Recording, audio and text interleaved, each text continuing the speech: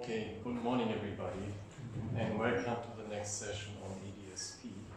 So last time we started with Noble Identities, which we can use to switch filtering and sampling, upsampling and downsampling. And for that we saw that we need upsampled and downsampled versions of filter impulse responses, which in itself is not so interesting, but if you look at our filter impulse responses as a composition of different upsampled versions at different phases, then they become practical. So this is what we can see here. So here we have a filter, for instance, a filter coming out of our Remes exchange algorithm. So this might be, for instance, the impulse response of a low-pass filter. And then we can rewrite this impulse response in the Z domain simply as the sum of different upsampled versions at different phases. So here you can see different phases, 0, 1, up to n-1. And each contains different phases of it. So basically, these different phases, for instance, this contains the coefficient starting at 0, then the next one is the nth coefficient, then the 2nth coefficient, and so on. This one starts at sample number 1, and then the next coefficient is n+1, then 2n+1, and so on. So basically, each consists of the original impulse response, downsampled, where we keep the zeros, but in different phases.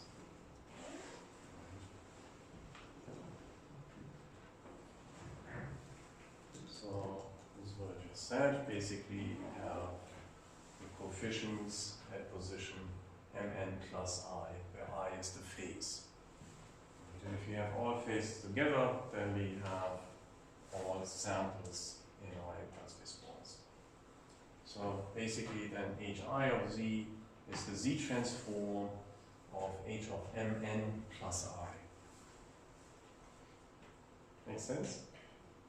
So each polyphase component is the downsampled version of the impulse response where the zeros keep in the sequence. So then I showed you a little example here. So this shows an example where I have a very simple sequence. Well, somehow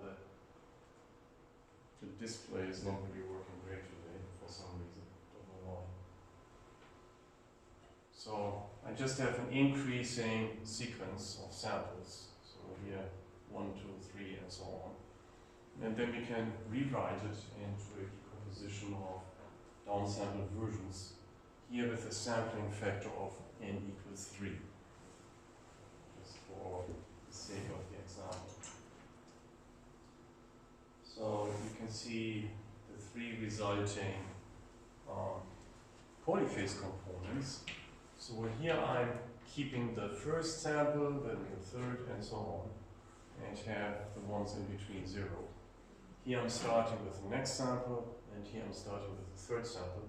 And you can see if I add them all together, I have the original sequence.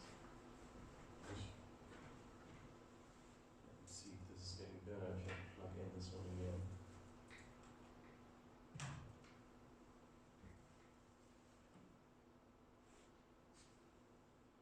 No, same thing. Oh, something must be wrong here. Either with my laptop or with the system here. Yeah, so this is the basic principle. So here we have now 3 different phases of the downsampled impulse response. And each one is now such that we can apply the Noble Identities.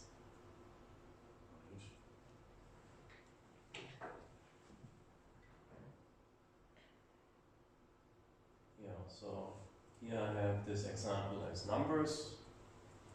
I have this increasing sequence.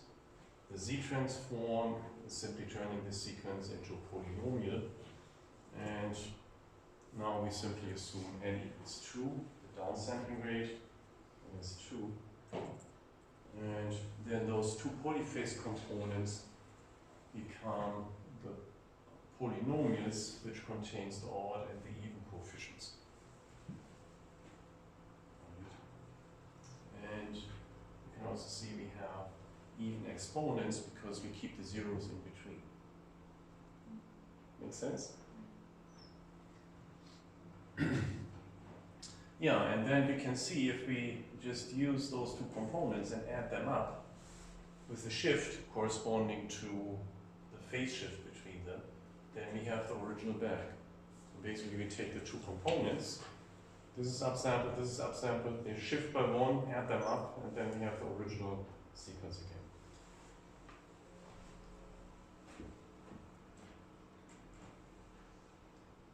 Yeah, so this is, wow, this is funny. So in the original slides this is blue, and here it appears red. Interesting. Yeah, so in general, you can write it like in this flow diagram. You have the input signal, X, and you put this input signal into this delay chain, which corresponds to the different phases. And here, each has a different phase. And then each different phase gives a corresponding filter here. And then finally, we add up the output, and then we do the downsampling.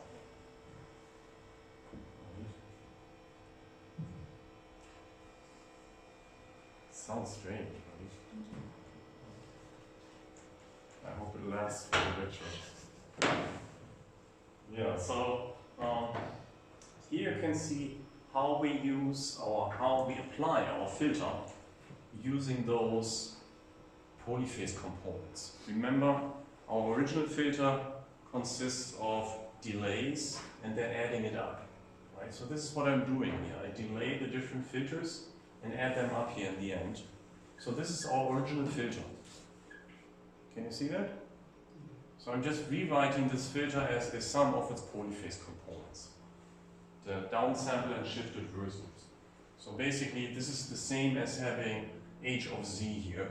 So this is basically replacing our filter h of z, for instance our low pass filter for sampling rate reduction. Right, and now we have, as usual, we have the sampling rate reduction here at the output. Right, so imagine here you have now your low pass filtered signal. So basically the new Nyquist frequency now has the high attenuation from the stop band, so all the high frequencies are attenuated at this point, and then you can do the downsampling. Right. Make sense? So this is our usual downsampling approach. First low pass filtering and then downsampling. Except that I rewrote our low pass filter now as a sum of shifted polyphase components. So now we can apply Noble Identities.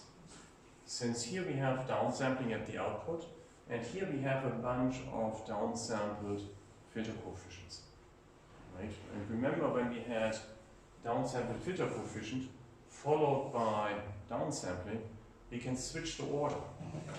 We can shift the downsampling to before the filter, but then basically cancel this exponent. So now we basically remove the zeros in the impulse response.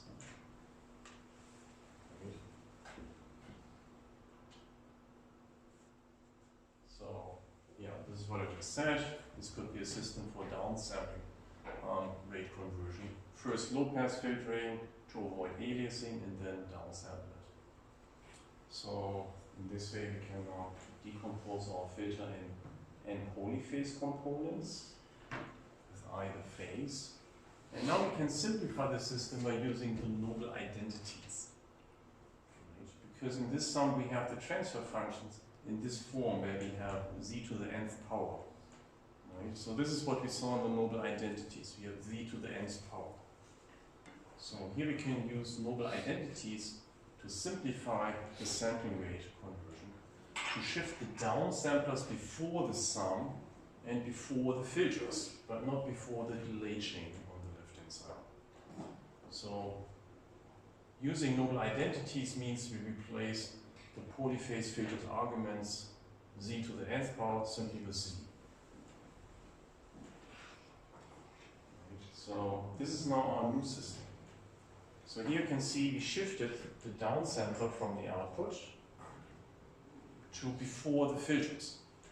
So the filters are still having the same coefficients, but now no n as the exponent.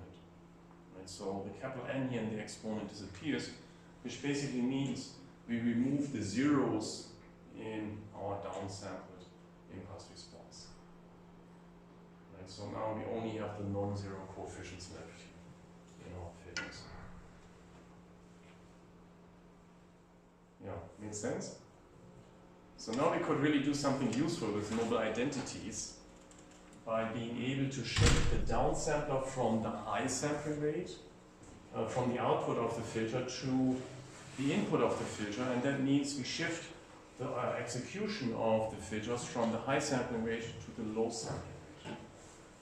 So now we have those filters operate on the low sampling rate. And this is actually a big difference, especially when you have large downsampling factors.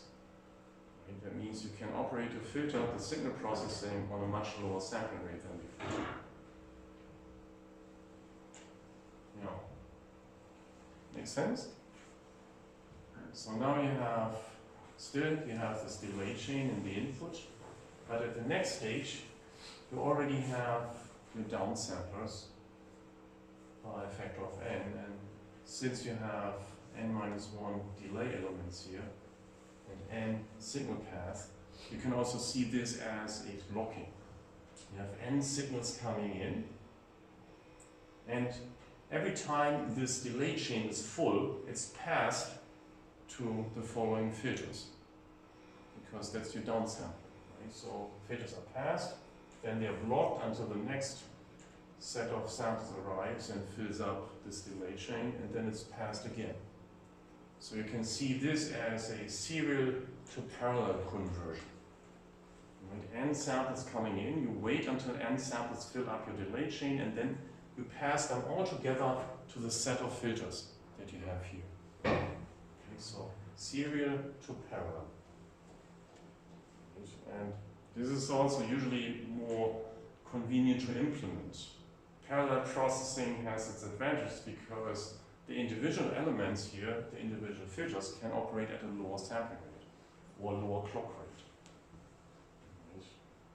Remember, you always have an upper limit of your clock rate in your computer, and to overcome it, the only way to overcome it is to have parallel computation, and that's why you have many CPUs on the board usually, and that's why you have GPUs, graphical processing units, which have like hundreds or thousands of processing in parallel. We can do the same thing here. So imagine this n is 1,000, then we have 1,000 parallel processing units that compute at the same time at a much lower sampling rate. Yeah, then at the output, we simply have adding up everything, and we get the resulting downsampled low-pass filter and downsampled signal. So now you can see Noble Identities can actually quite useful, like in this case. We are able to shift the processing of filtering to the lower sampling rate. Yeah, so this is what I just said. So this delay chain and downsampler is basically blocking or a serial to parallel conversion. It blocks samples, or it samples into blocks, which are then parallel processed. So we have a block-wise processing with our filter, and the filtering is now completely done at the lower sampling rate, which reduces the speed requirement in the hardware. So we obtain parallel processing at the lower sampling rate.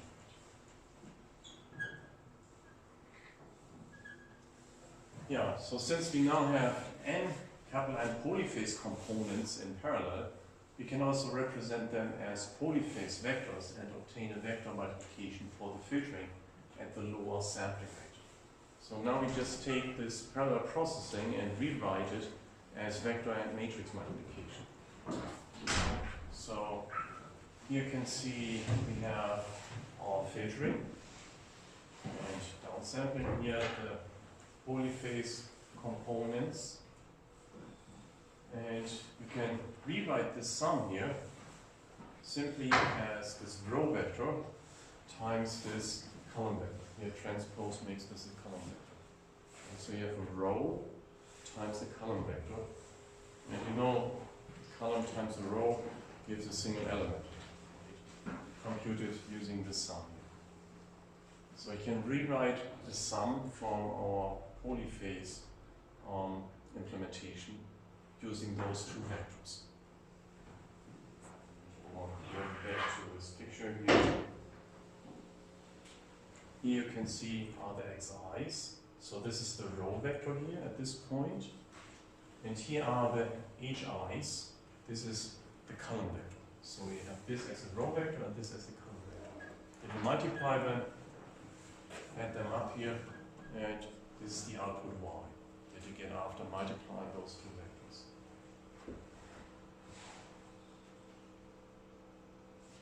Right. So here again, you have the y at the output. This is simply the sum of the multiplication of the individual elements, and this can be rewritten as those two vectors multiplied.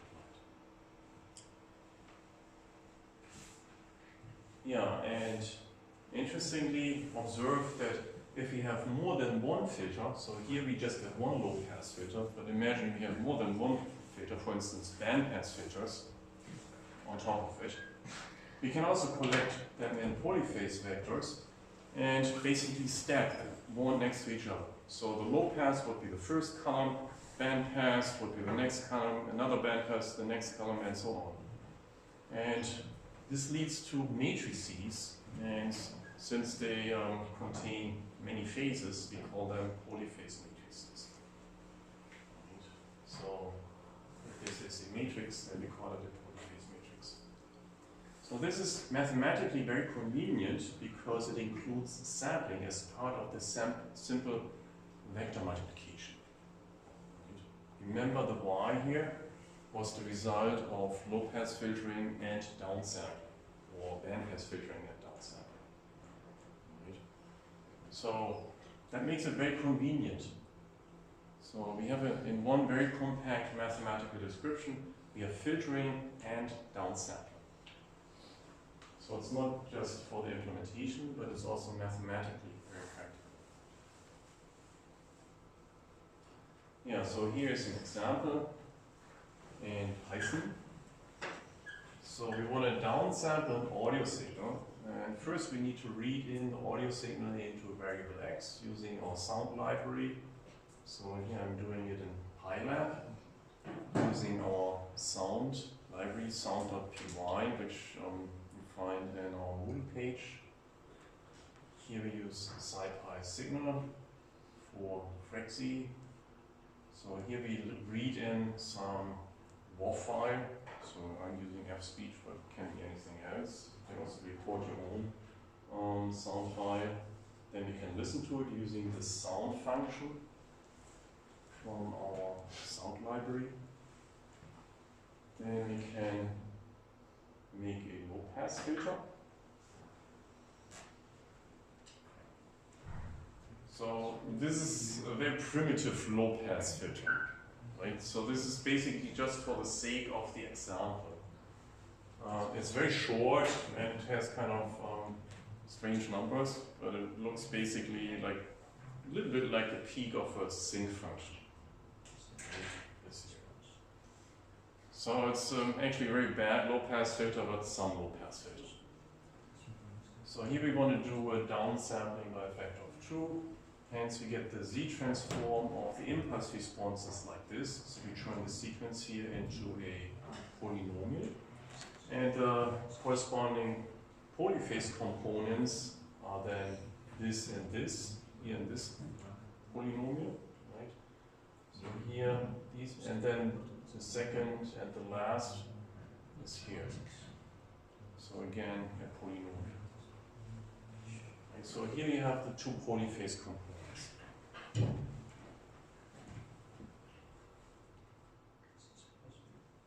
Yeah, and back in the time domain, you have those two polyphase components obtained by downsampling. Here downsampling by a factor of 2 starting at index 0 and here starting at index of phase 1. Make sense? So these are our 2 polyphase components. And now we need to do the same with our input signal X. Right, so X, remember, was this increasing number sequence.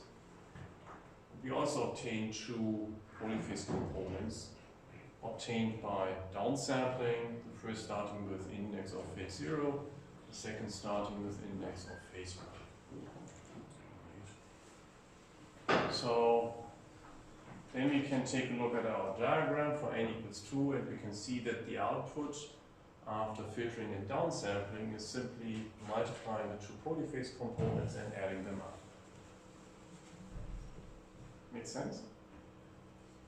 So as before, just for the special case of n equals 2. Yeah, remember that the multiplication in the z domain is a convolution or filtering in the time domain. Right, so this in the time domain is a convolution. The filtered and downsampled output can be then implemented using L-filter. So instead of doing the multiplication in the z domain, here I'm applying filtering in the time domain using side-by signal L-filter here.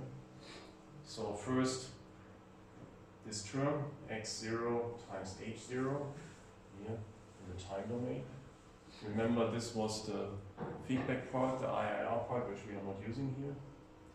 So then the second L filter is filtering h1 and x1. So that's this term here. And then we're done. Right? We add the 2, and then we're done with the output.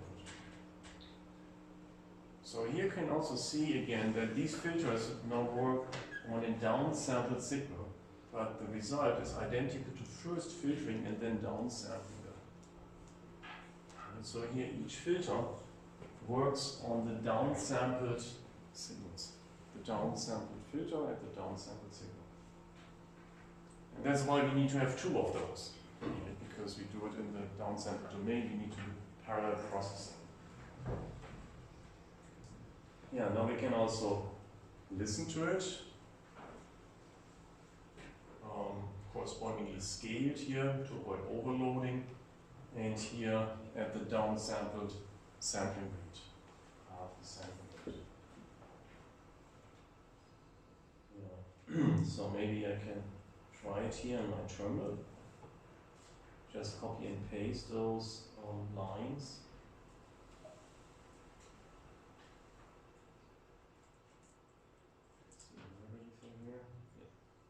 So I start with IPython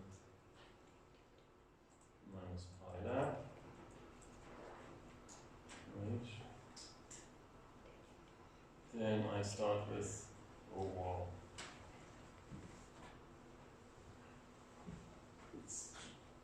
I think you can still read it, right? Can you recognize it?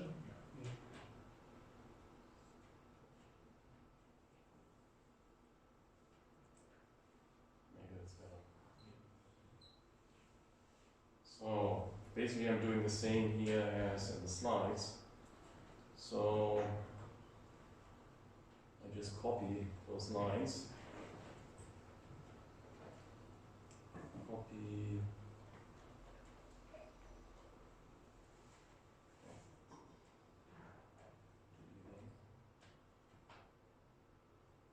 Control C.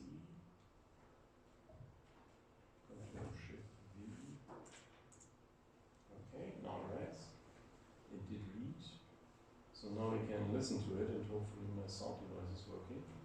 Sound of X, FS. To add a list of next to animals is frequently a very difficult matter, and sometimes it's necessary to do so. Could you hear it? Yeah. Let's try it again. To add a list of next to animals is frequently a very difficult matter, and sometimes it's necessary to do so.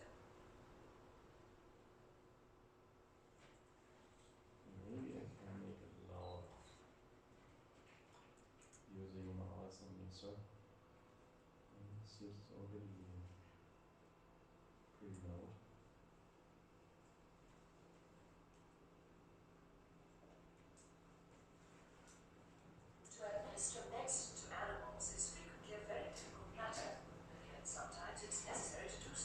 this is my original signal, which we now want to downsample. And we do this with this primitive filter here. Copy.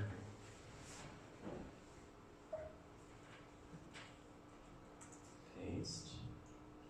Now the polyphase components of the filter. Copy. Paste. And now the polyphase components of our signal, our speech signal. Copy. Paste. So what's the shape, the size of x0 and x1? What do you guess?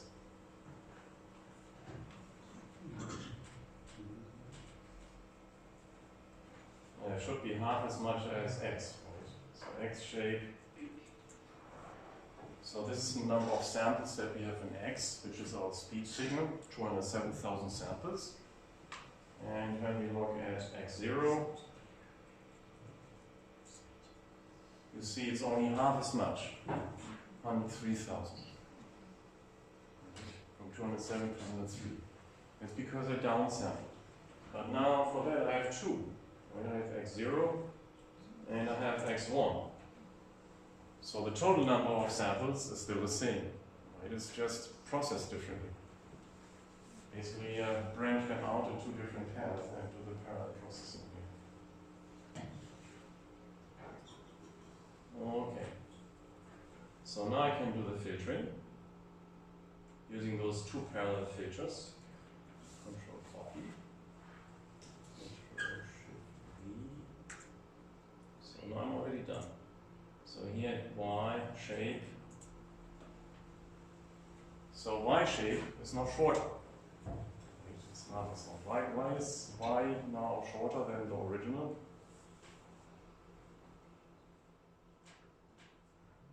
Because it's downsampled. Yeah, exactly. That's the goal, right? We wanted to downsample it, and if we downsample it by a factor of 2, we only have half as many samples, which means we were successful. Right? We successfully downsampled it. We just have to now listen to it to see if we can hear aliasing from the downsampling, and that's the last step here. So here, the sound command with half the sampling rate. So here you can see, you could see fs over 2 because we downsampled. It's half the sampling rate. So paste. To administer next to animals is frequently a very difficult matter, and sometimes it's necessary to do so. Can you hear the difference? It's hard to tell, right? So maybe I can play the original. So this is original. To administer next to animals is frequently a very difficult matter, and yet sometimes it's necessary to do so. And this is the downsample. To administer next to animals is frequently a very difficult matter, and yet sometimes it's necessary to do so. How does it sound?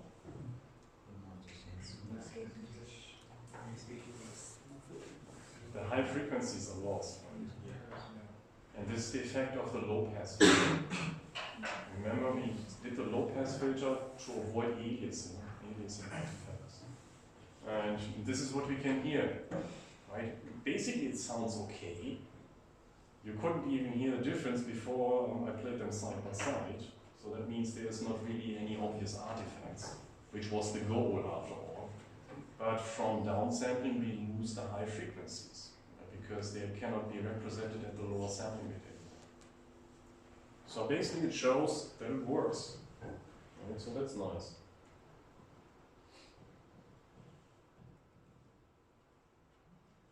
Yeah, so we still need upsamplers.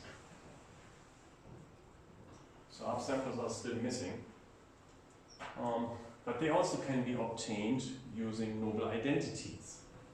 Basically in the same way, just instead of using the Noble Identities for downsampling, now we use the Noble Identities for upsampling.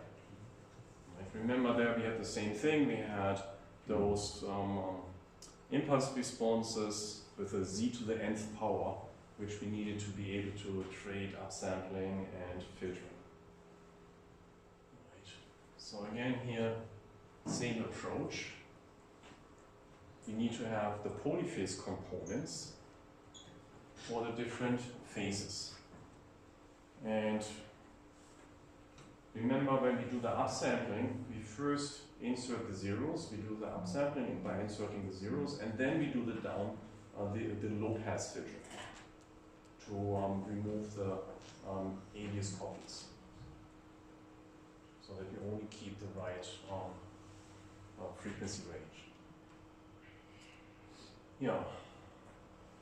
So since filtering and delays are linear time invariant systems, we can also exchange their ordering, meaning we can first filter and then delay, or first delay and then filter. Doesn't make a difference. As long as the filter is time invariant, which means it doesn't change in time, it doesn't matter when we apply it. Right. So that means we can redraw the polyphase decomposition for upsampler, followed by a low pass filter at the high sampling rate as follows. You can compare to figure 1 with the delay elements shifted to the output. So we have the same problem. We have filtering now. But now we have this upsampling first. So first we have upsampling, and this now is our low pass filter. Right? And what's different now is that we have the delay chain after the filters. Right? So before we had the delay chain here in front, now we have the delay chain after the filter. And just as I said, it doesn't really matter if we first filter and then delay, or first delay and then filter. We still have this effect that we have this interleaving coefficients. Right?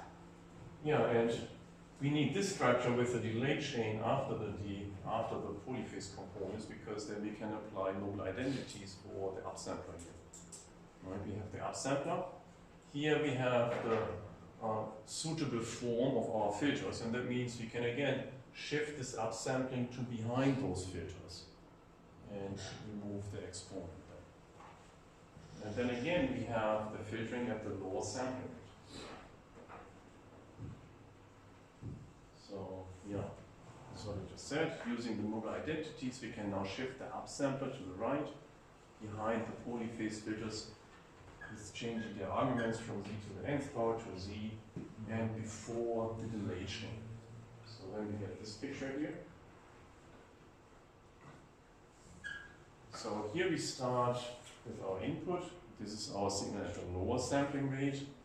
Here now we have our polyphase filtering. So n parallel filters at a lower sampling rate. Then we do the upsampling here. And finally we have the delay chain and summation to obtain the output at the higher sampling rate. And when you look at this part here, this looks like parallel to serial conversion. Right? So you have n samples coming out from the n polyphase filters being fed into this delay chain, and then you need n clock cycles here at the higher sampling rate before the next output comes. And in the meantime, at the higher clock rate, this delay chain is emptied into the stream. And when this delay chain is empty, then the next block arrives here. Make sense? So here we are at the lower sampling rate, here we are at the high sampling rate, because this is after the upsamplings. Right? So we have one sample coming through, and then this generates n-1 new samples, such that this is the higher sampling rate. And that means we have one block copied into this delay chain, and before the next block arrives, these samples are shifted out at the higher sampling rate.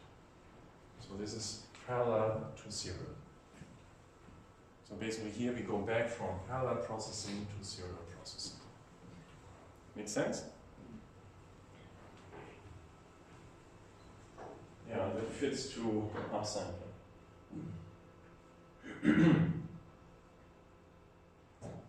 Yeah, so again this leads to parallel processing with n filters working in parallel at the lower sampling rate. So all the processing, the computation, the filtering is done at the lower sampling rate. The structure on the right with the upsamplers and the delay chain can be seen as deblocking operation. So instead of blocks, we have a stream of samples. Each time the upsampler let a complete block through, it is given to the delay chain. In the next time steps, the upsampler stops letting through, and the block is shifted through the delay chain as a sequence of samples. This can be seen as parallel to serial conversions.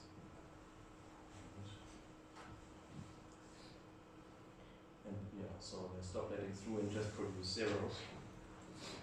And just produce n minus 1 zeros.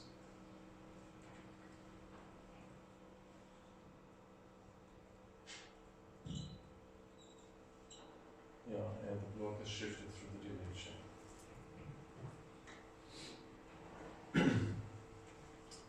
Yeah, so with the polyphase elements yi, the processing at the lower sampling rate can also be written in terms of the polyphase vectors. So remember yi was the input here.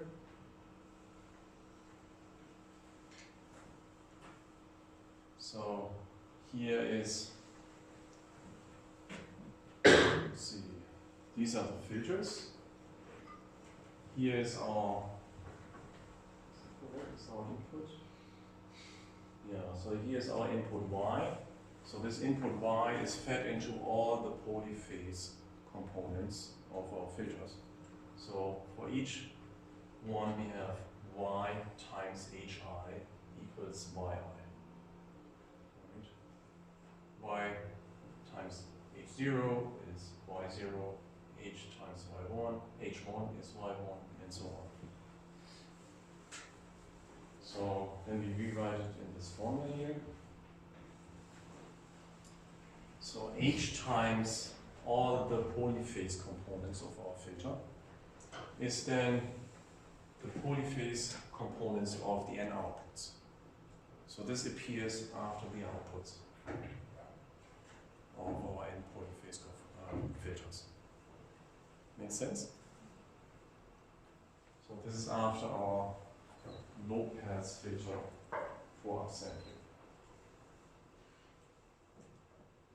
Yeah, so again, we collect polyphase vectors into polyphase matrices if we have more than one filter.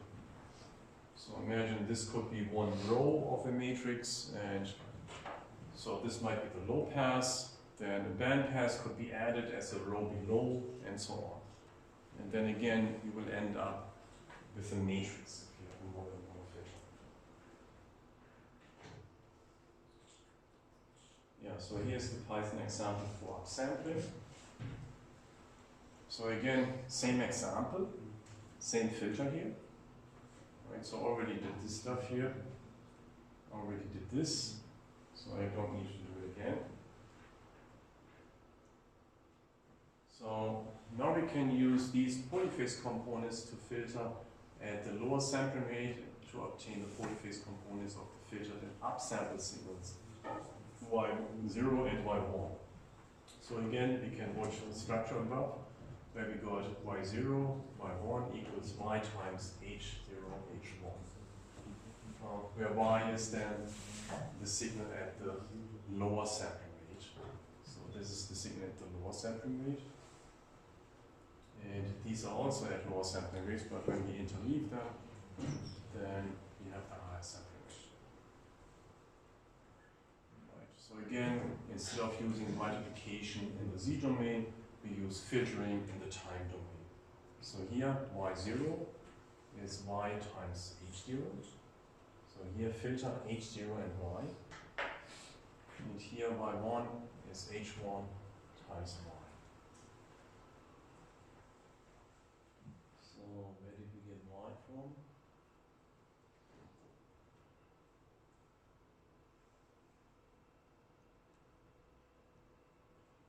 Interesting. Y is missing. Do you see the y, the signal at the lower sampling rate?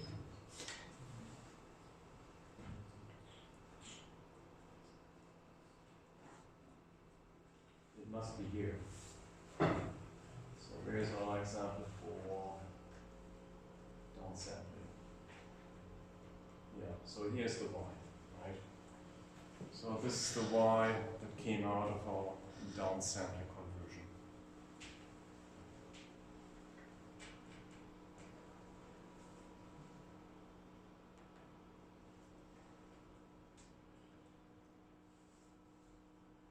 Yeah.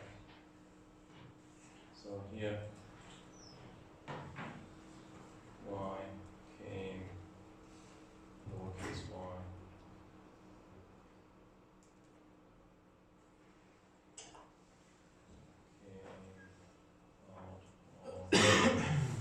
Sample for sampling reduction. So it's the same thing as before. Or above example for sampling reduction. So this is where you can now continue, right? So the above basically you already have. This is where we can now continue.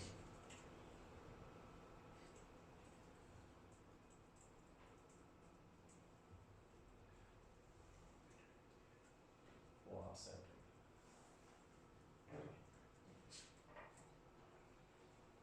So I just copy those two lines to get my two polyphase components. So here you go. Paste. So y0 dot shape. So again we have our 103,000. Right, so you can see this is still at the lower sampling rate.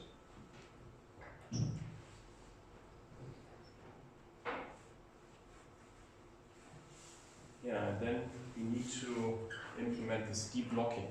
Right? We have those two components, and after those two components we have to do the deblocking. Yeah, so as we can see here in the block diagram, picture 2. So we're going to go up here. Here we can see, now we have the two y's. We have y0 and y1. So now we need to do the deblocking, so upsampling and addition.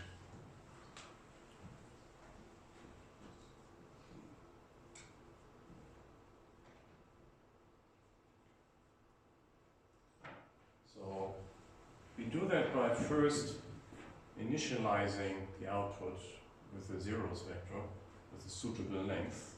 So here, maximum of the length of the two. In this case, they are identical.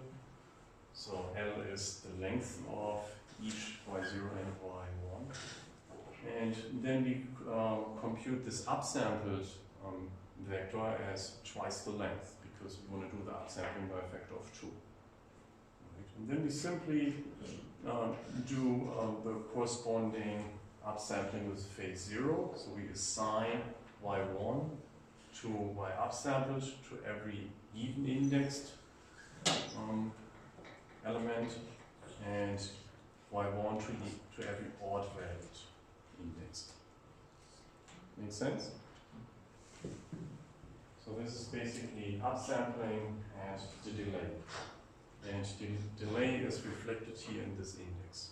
So basically this is no delay and this is delayed by one sample. So I can copy and paste it. Copy, paste. So now YU should contain the reconstructed signal, and you can see indeed now it has the original length. Right, so we successfully upsampled the signal.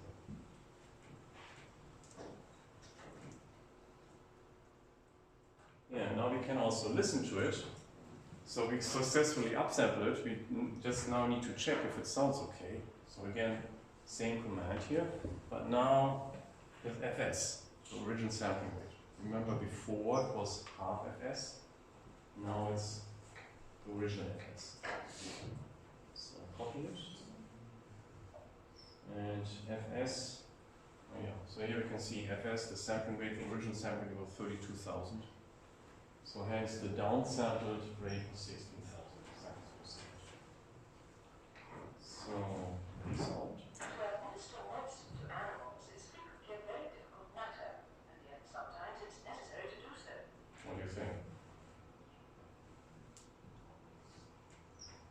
How does it sound?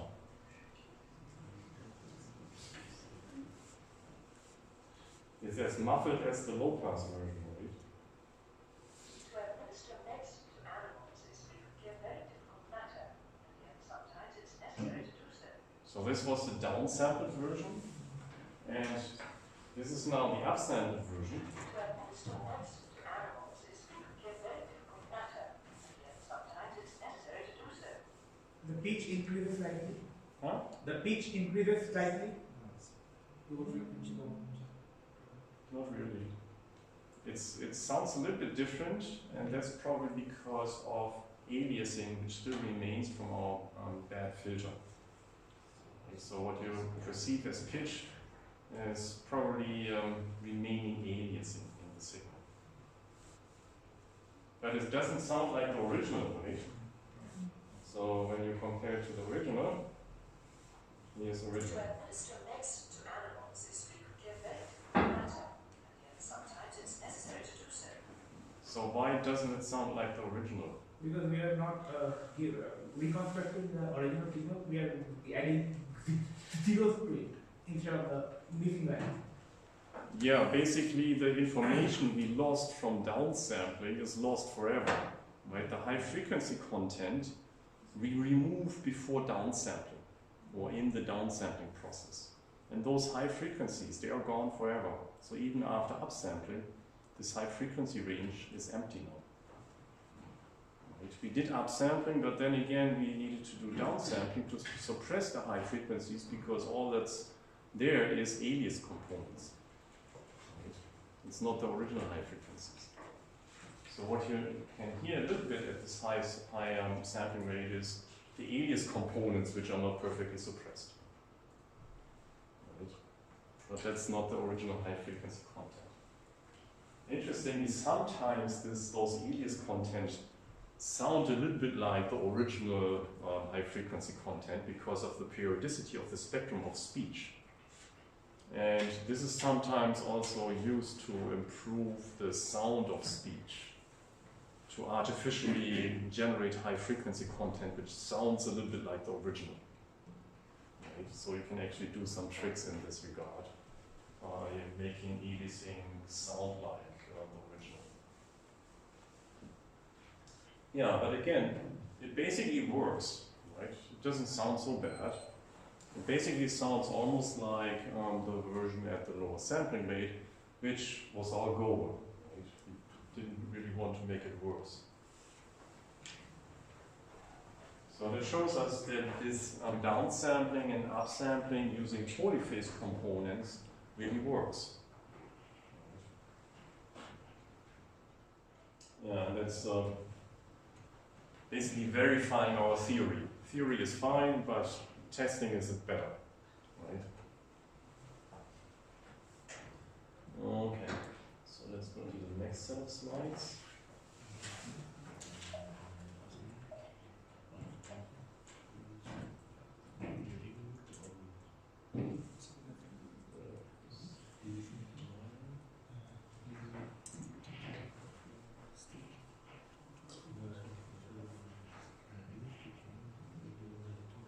Yeah, do you still have questions for Polyphase?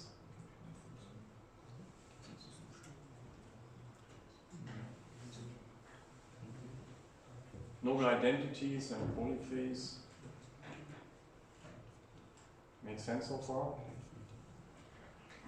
So for Polyphase you need to remember it allows you to do parallel processing at the lower sampling rate. And it does so by using the polyphase components of the filters and of the signal.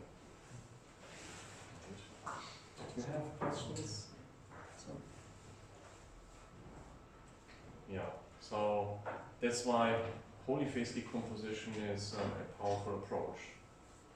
Using parallel processing, polyphase components, and also it turns out this representation using matrices is mathematically very helpful and useful.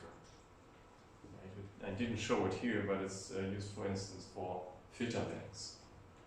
So, for instance, MDCT filter banks, which are used in audio coding, they can be designed using polyphase matrices. Because matrices, in principle, you can invert. And that's very practical for the decoder. Right? If you have a filter bank in the analysis, doing a decomposition into subbands, then you need to have something inverse in the decoder to reconstruct the original audio signal out of those subbands. Right? And for that, those polyphase matrices are useful because you can basically invert those matrices. Okay, so next topic here is all-pass filters. Right. Have you heard about all-pass filters before? Well, they pass everything. Right. So you might think, so what are they good for, right, if they pass everything? Well, they don't leave everything unchanged, they actually change the phase, right? Which means they give different frequencies, different delays. And that's the principle of an all-pass filter.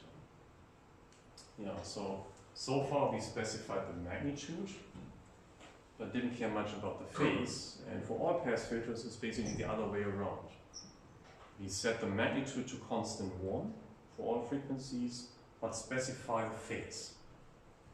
Right? So we can rewrite a transfer function, a complex value transfer function here with the real part, the a of e of j omega, and here the angle e to the j phi of omega. Right? So this is when you represent a complex number as magnitude and phase, then this is what we get. So this is magnitude, this is phase. Make sense? So this is a unit length vector at a phase angle given by phi of omega. So each frequency has a different angle here, given by this function. And then here this a of e of g omega is constant 1 in this case. So all what's left basically for the all-pass filter is this term here. And we know e to the j something is magnitude is 1. Right. So here in our case, magnitude is 1. So all what's left is a pointer of unit magnitude and at different angles. So it's on the unit circle.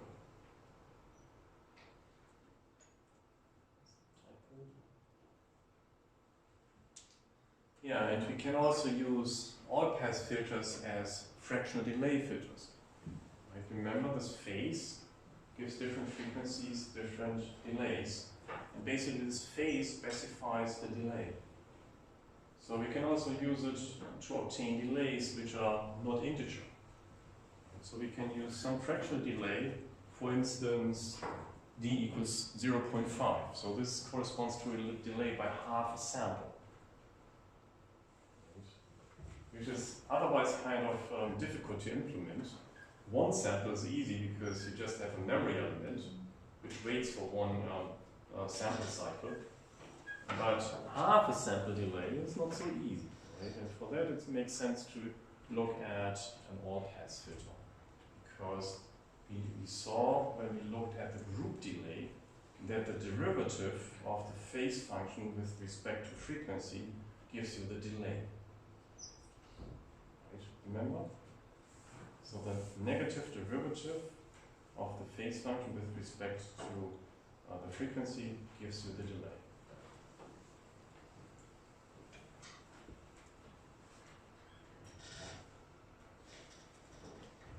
Yeah, so in this fractional delay case, you cannot simply use a memory element as for integer delays. So in lecture 8, we saw that in this case, our ideal frequency response in the discrete time Fourier transform domain is e to the minus j omega d. Right? So here you can again see the phase, omega times d. And here the negative slope here is d, so d is our delay. Can you see that? So minus omega d derived with respect to omega as d, the negative derivative. Can you see that? So simply D gives us the delay. So now we have specified it in the frequency domain, and then we can obtain a filter which does this delay for us. Right? We can just apply the inverse DTFT to it. Right? So in this way we get the ideal impulse response for this delay. So also as seen in lecture 8, so we just plug in our desired frequency response here, the complex frequency response, take the inverse DTFT. So here, this comes from the inverse DTFT, this comes from our desired frequency response here with D, right? So then we can put them both together here in the exponent, we have minus D plus N. Then we can do some more computation for the integration. So upper limit, here we do the integration, upper limit minus lower limit. Familiar with integration? Yeah, and when you look at this term, we can take advantage of this equation here. E to the jx minus e to the minus jx is 2 times sine of x. It's basically Euler's formula. So then we can simplify this into this equation here. And you can see here the j cancels, the 2 cancels, and what's left is 1 divided by pi times minus d plus n times sine of pi minus d plus n. And that almost looks like a sinc function. Right? So it's sinc of minus d plus n. So basically what we have is a sinc function shifted by d. So here you can see what happens when you have d equals, say d equals 0. What will you get if you have d equals 0? How will your impulse response look like? Oh?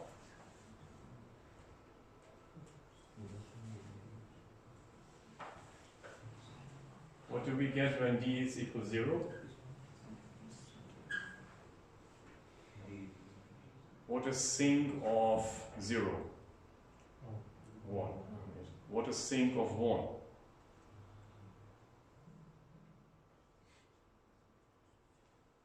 What is sinc of 2?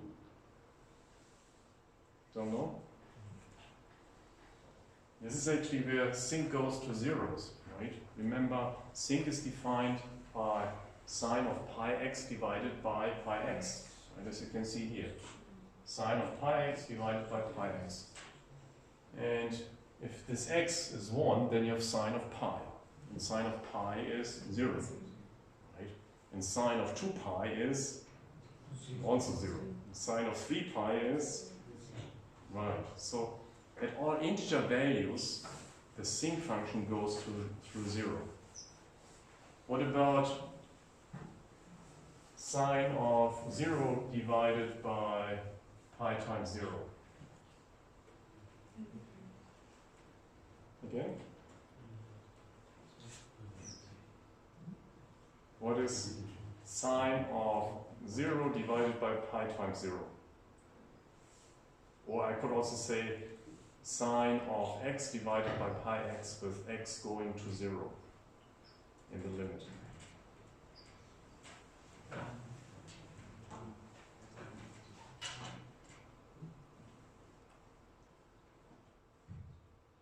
Right, sinc of 0. What's sinc of 0?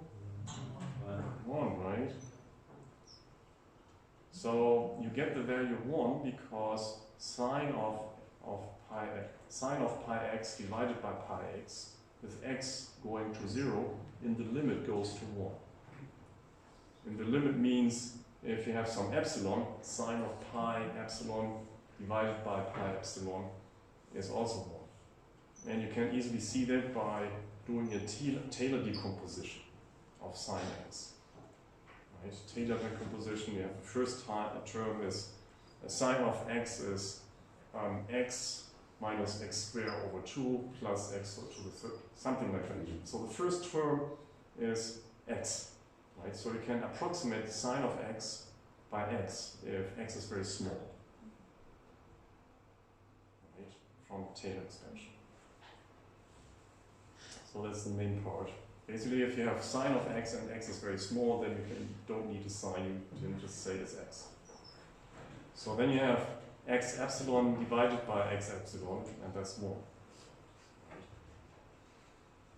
So this is how you obtain this limit value.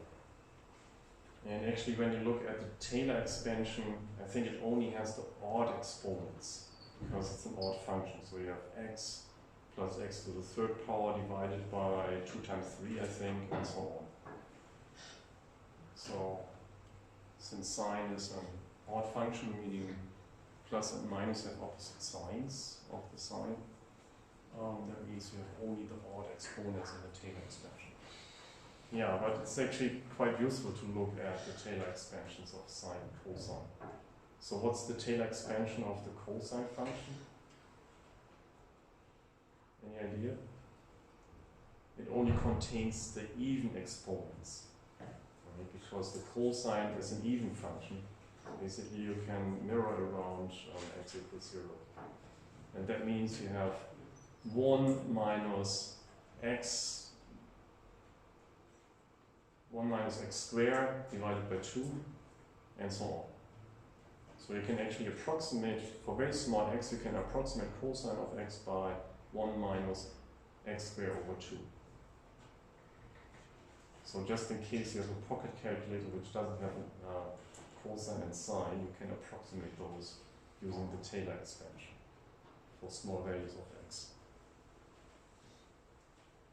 Yeah, so the sinc function here, when you have d equals 0, what do you get?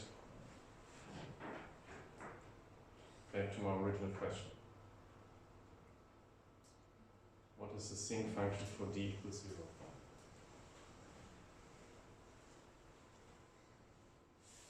Well, what is the sinc of n equals 0?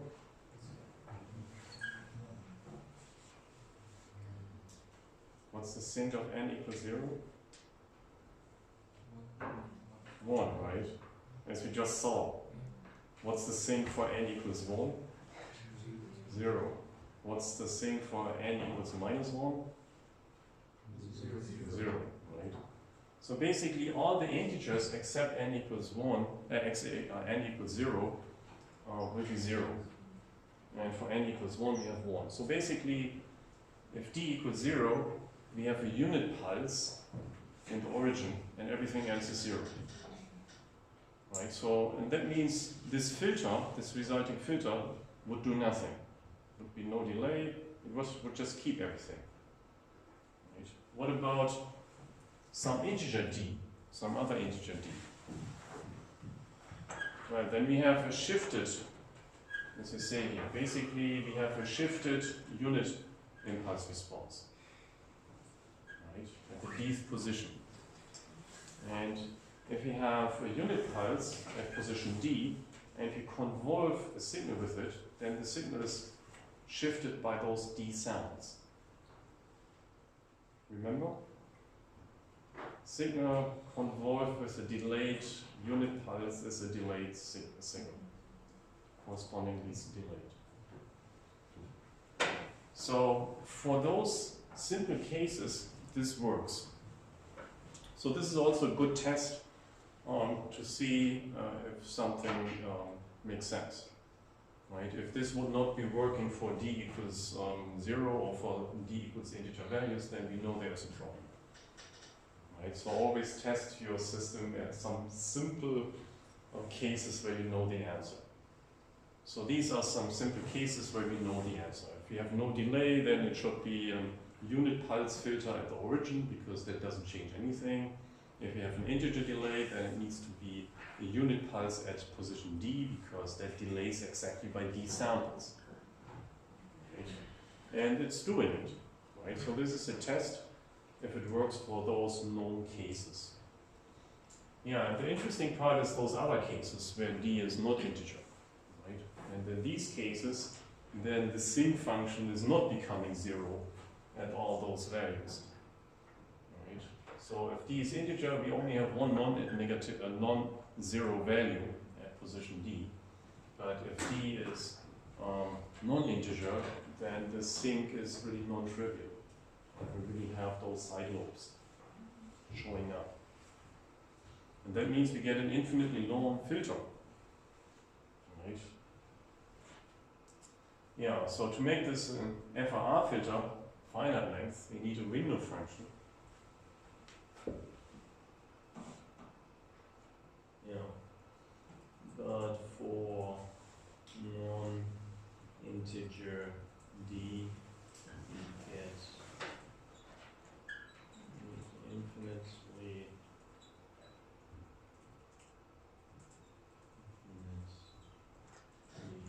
long filter.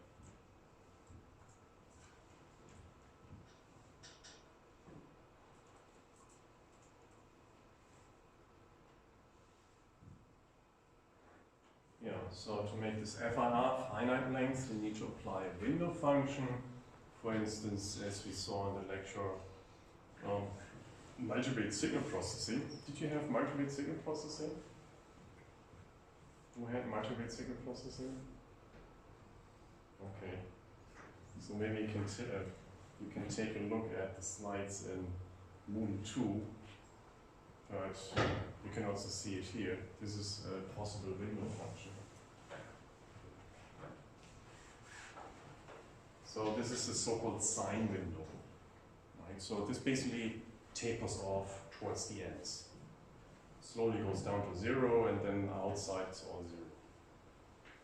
Right? So you can see n is between 0 and n minus 1, and L is the length of the window. So we can choose some length L. The longer we choose this L, the better our filter becomes. Yeah, so this avoids having some ends of the impulse response. We also want to keep the most significant parts of our sinc function to keep the resulting error small. And the samples we drop should be small. So the samples which are outside the window should be small in order to make a small error. To include some of the significant values of the sinc function at negative values n, we need to shift it to positive indices by some n0 or n0 to make it causal. So in this way we obtain our impulse response. So here, this is our resulting impulse response, resulting from our shifted sinc function here by n0 values, plus some window function.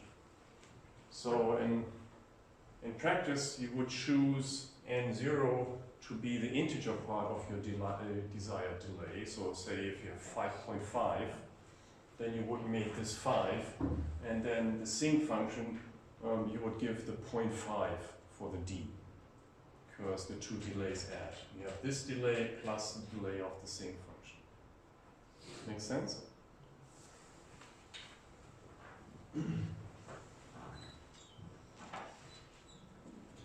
Yeah.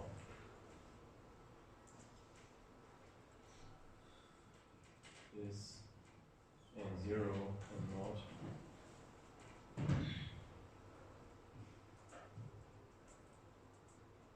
An additional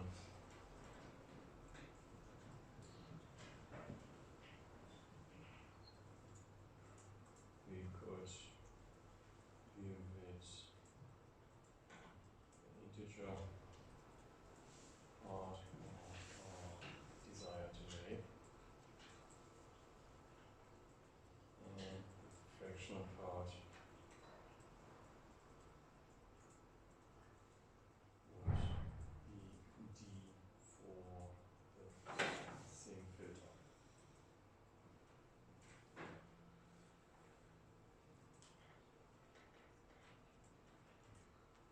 Does it make sense? So basically this n naught is the integer part, and the d would be the fractional part of the delay. Yeah, here's a Python example. We just take L equals 10 and say n naught equals 4, and so we set those coefficients here. Our lowercase n is then for the range of values here for our window. Here is our sine window, and we plot the window. We plot it, and here is then our sinc function. So here we can see it contains the n0 to make this sinc fit nicely into the sinc window. And then we have a delay of here minus 0.5. Let's see, does it fit? So here we have a delay of 0.5. Yeah, so here you see this is our running index, this is our delay with the negative sign, and this is our integer delay also with the negative sign.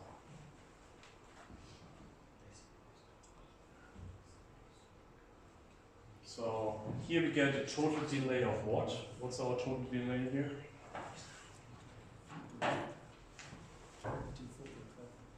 4.5, right. So 0.5 plus 4, so we have a total delay of 4.5. So then we can plot the resulting filter, here the window times the sinc function, and this is then what we obtain.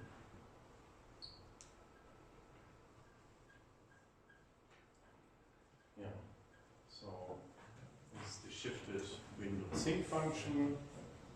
Then we make an x, which is just the ramp, the increasing ramp, so as a test signal. Then we do the filtering using convolve here in this case. So we can also use convolve instead of L filter because we have an FIR filter. And then we can plot the original, the delayed and the original, and here we can compare it. So here we have the shifted signal by 4.5 samples and the original signal. And we can also test it with a longer filter to reduce errors. So here you can see now I'm going up to L equals 20, but do the same steps basically. But now I have here more delay. Now I'm having n naught of 9. So I'm getting a total of 9.5 samples delay. And this is because I want to get more of the significant ripples inside this in the sine window. Right? I make the sine window longer, but this sine window is longer towards the positive indices. It doesn't go to the negative indices. But I want to also capture some of the more negative ripples of the sinc function, so I shifted more inside the window. That's why I increased it to 9. So then the same trick, compare the original and the delayed, here by 9.5 samples. And you can see the results by just copy and paste the code. First I need to again use IPython. IPython minus Scilab. So I open it. And now I can just copy and paste the entire. First the one with a short filter of length 10. Up to here, copy. Control Shift V. Open.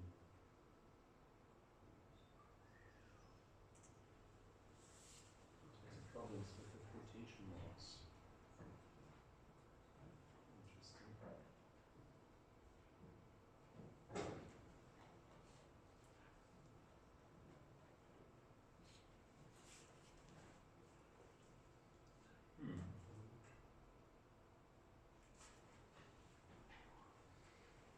Sometimes you have different quotation marks which are not recognized as the ordinary quotation marks for some reason. So let's try again here. First part maybe.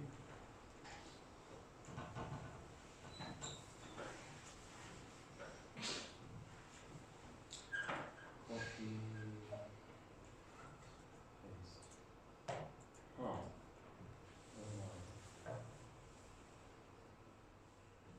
Design window.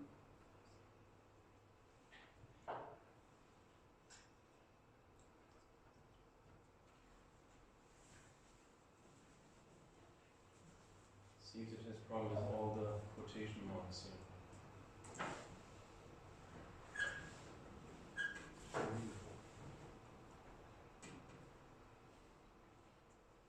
It seems my computer has strange problems. The comment line is missed out. The first line. Ah, thank you. Okay, let's try again. Yes, finally. So this is the sign window, right? Sign window for 10 samples.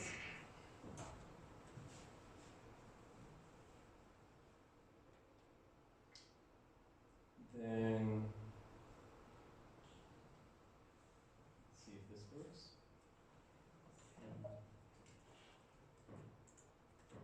No. Seems it has problems with all the quotation marks here. Let's see. Maybe I can just do it like this. Yeah, see, it also changes the color when I change the quotation marks. Yeah. So here you can see sync function and the window sync function. So I'm gonna go down here.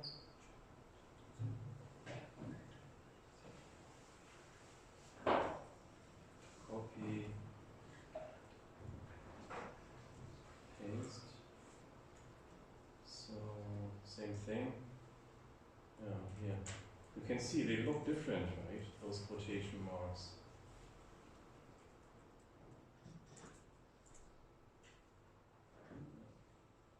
So you can now see you have a nice legend here. And I can make it bigger.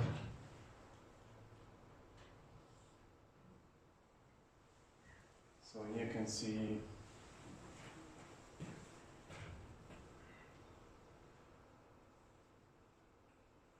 the sync function, and this should be the window sync function. So all this legend doesn't really fit. So you can see it tapers off when you have the sign window. Right here you can see those edges taper off, and that's because the sign window makes it smaller. Right? And that basically leads to better filters.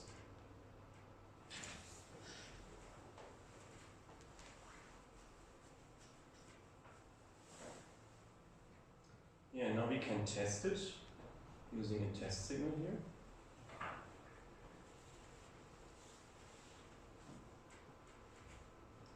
Okay, so again I have to edit all those quotation marks.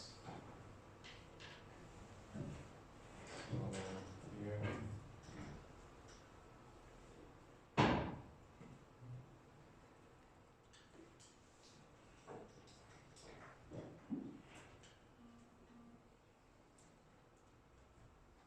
This one. And finally the last one.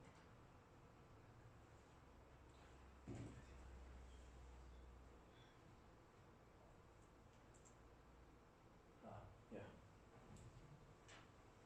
So here you can now see this is the original signal, this one here, and this is the shifted one, 4.5 samples. So what do you think? How does it look? So here original, and this is shifted by 4.5 samples. It's not so great, huh? So this is not really straight, and then you have those ripples here. So this is basically the sign of a bad filter, which doesn't really work so well. So that's why I tried another version with 20 tabs instead of just 10. So here I try this one here. Copy, paste. So again, I have to edit all those quotation marks here. I'm not sure why it makes those strange quotation marks in the text here. Somehow by copy and paste from editor to LibreOffice, it makes this conversion.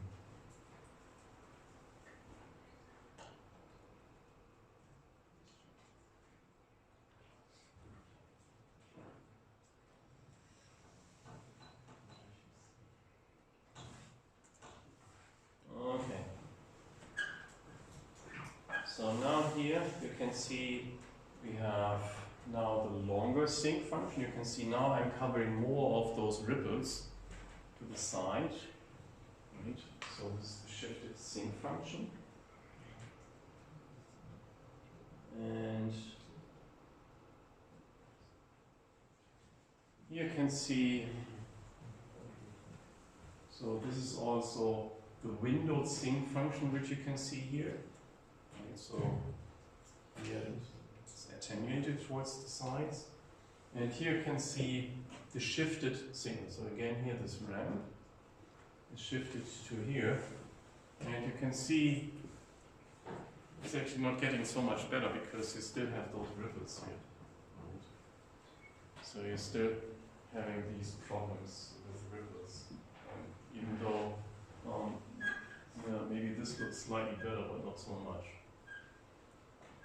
So you can see fractional delay filters are actually quite tricky to design. And it's not so easy. You get a shift, a suitable shift, but the error is maybe what you don't like, all those ripples. So particularly if you have a simple signal like this ramp function here, then those ripples from the sync function become quite obvious. Right? So it depends also on the signal. If you have, say, a more complicated audio signal, maybe then it wouldn't be so obvious. But here, since you have this limited and simple signal, those ripples become really obvious.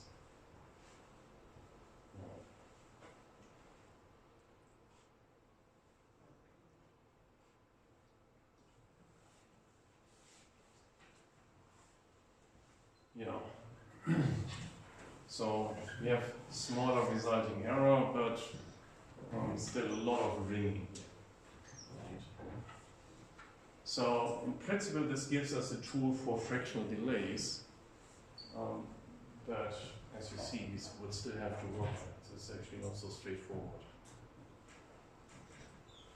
Yeah. So this gives you actually an example how you can use all-pass filters. Right. So here this is the case for FIR all-pass filters. And it also shows you why it might be useful to look at IIR all-pass filters, infinite impulse response, which also use this feedback path in L-filter. Yeah, I guess time's up. So thanks for your attention and have a nice day.